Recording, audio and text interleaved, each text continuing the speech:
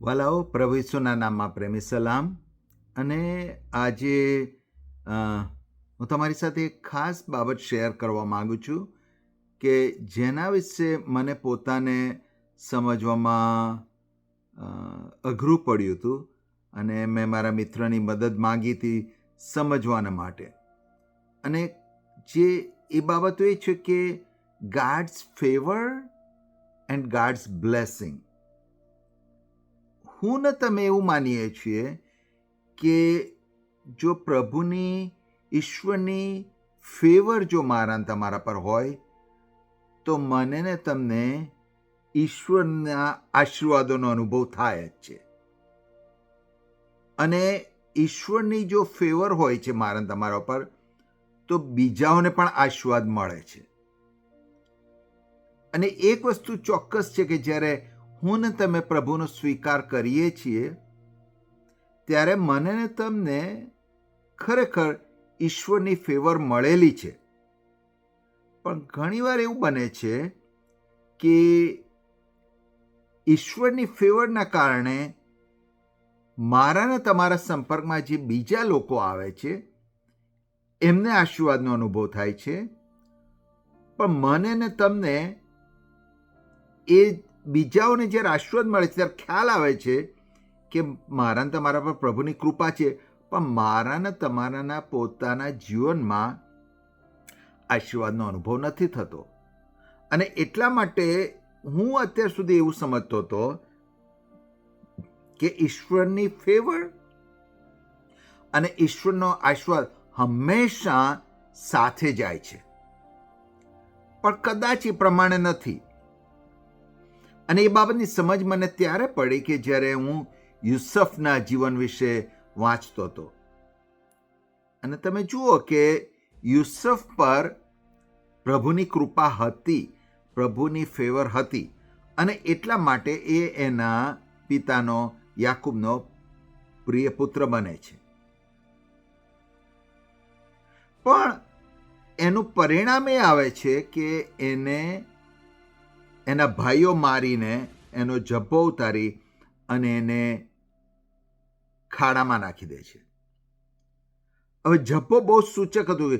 જ્યારે જ્યારે એ જબ્બો પહેરીને ફરતો હતો ત્યારે એવું લાગતું હતું જાણે ઈશ્વરની એના પર ફેવર છે.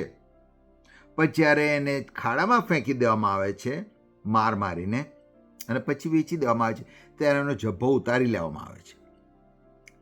અને પછી તમે જુઓ કે જ્યારે એ યુસફને પોટીફરના ઘરમાં વેચી દેવામાં આવે છે ત્યારે યુસફના લીધે, કારણ કે યુસફ પર પ્રભુની ફેવર હતી એટલા માટે પોટીફર ધનવાન થાય છે. પણ પોટીફર ધનવાન થાય છે એની સાથે કઈ યુસફનું જીવન બદલાતું નથી, એને આશીર્વાદનો અનુભવ નથી થતો, અને એ હજુ પણ ગુલામ જ છે.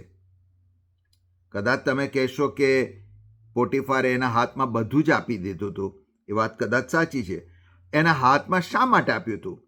એ સ્વાર્થનું કામ હતું, કારણ કે પોટીફારે જોયું કે ઈશ્વર જે કંઈ કાર્ય યુસફ કરે છે એને આશીર્વાદિત કરે છે, એટલે એ વધારે આશીર્વાદ એને મળે એટલા માટે બધો કારભાર એ યુસફના હાથમાં મૂકે છે. પણ યુસફને એ સ્વતંત્રતા નથી આપતો.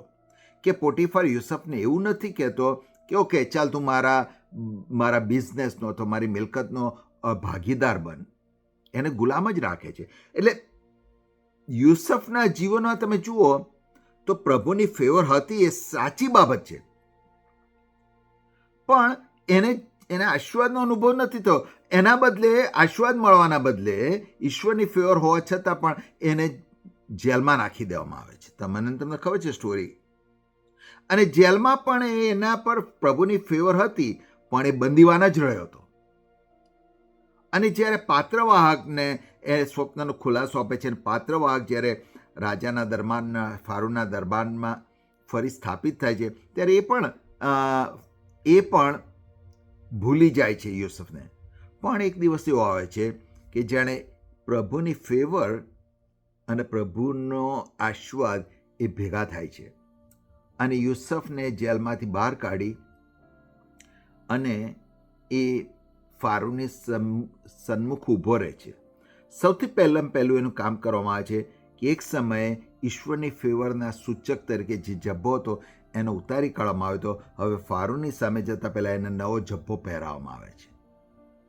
પણ જ્યારે સવાલ એ થાય છે કે યુસુફ પર પ્રભુની ફેવર હતી અને એના લીધે બીજા આશીર્વાદ પામતા હતા, પણ તે સમયે કેવી રીતે યુસુફ આશાને પકડી રાખ્યો? કારણ કે એક સમય આવ્યો કે એણે આશાને પકડી રાખી હતી અને એટલા કારણે એ આશીર્વાદનો અનુભવ કરી શકે છે. એને શું બાબત હતી? અને હું એ સમજવાની કોશિશ કરતો હતો કે યુસુફ જ્યારે ફેવરનો અનુભવ કરતો હતો પણ આશીર્વાદનો અનુભવ એને નહોતો થતો. એની ફેવરથી બીજા લોકો આશીર્વાદિત પામતા હતા. એ બંદીખાનામાં રહ્યો અથવા ગુલામ જ રહ્યો, ત્યારે એ કેવી રીતે પ્રભુને પકડી રાખી શક્યો? ને એટલા માટે મેં મારા મિત્રને કોલ કર્યો ને મારા મિત્રની સહાયથી હું બાબત સમજી શક્યો.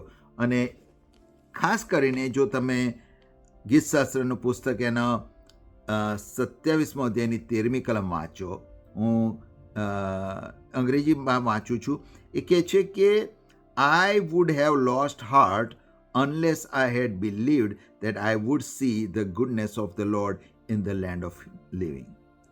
ગીત કરતા એ પ્રમાણે કહે છે કે મેં જો એવો વિશ્વાસ ના કર્યો હોત, પ્રભુની દયા પર, દયાનો અનુભવ મને થશે એવો જો મેં વિશ્વાસ ના કર્યો હોત, તો હું નિર્ગત થઈ ગયો હોત. અને નિર્ગત થઈ ગયો તો હું એ આશીર્વાદનો અનુભવ ના કરી શક્યો હોત. અને એ જ બાબત જો તમે હેબ્રીઓના પુત્રના 11મા અધ્યાયની આઈ થિંક હેબ્રીઓના પત્ર એના 11મા અધ્યાયની 18-19મી કલમમાં કહે છે, એ ઇબ્રાહિમ જે ઈસાકનું બલિદાન આપે છે એની વાત છે. ત્યાં કહે છે, concluding that God was able to raise him up even from the dead, from which he also received him in a figurative sense.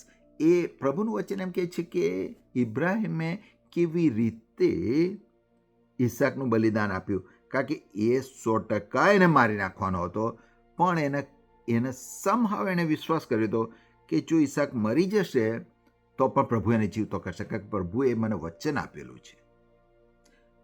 અને એ જ બાબત યુસુફના જીવનમાં જાણે કે લાગુ પડે છે કે યુસુફને જ્યારે ખબર છે કે મારા પર પ્રભુની ફેવર છે, ભલે મેં આશીર્વાદનો અનુભવ નથી કર્યો, ભલે મારે જબ્બો ઉતારી લેવામાં આવેલો છે, પણ હું જીવતાઓની ભૂમિમાં ઈશ્વરની દયાનો અનુભવ કરીશ. એણે પકડી રાખ્યું, એ આશા પકડી રાખી. અને એ આશા પકડી રાખવાના કારણે ઈશ્વરની ફેવર તો હતી જ, પણ હવે એ ઈશ્વરના આશીર્વાદનો પણ અનુભવ કરે છે.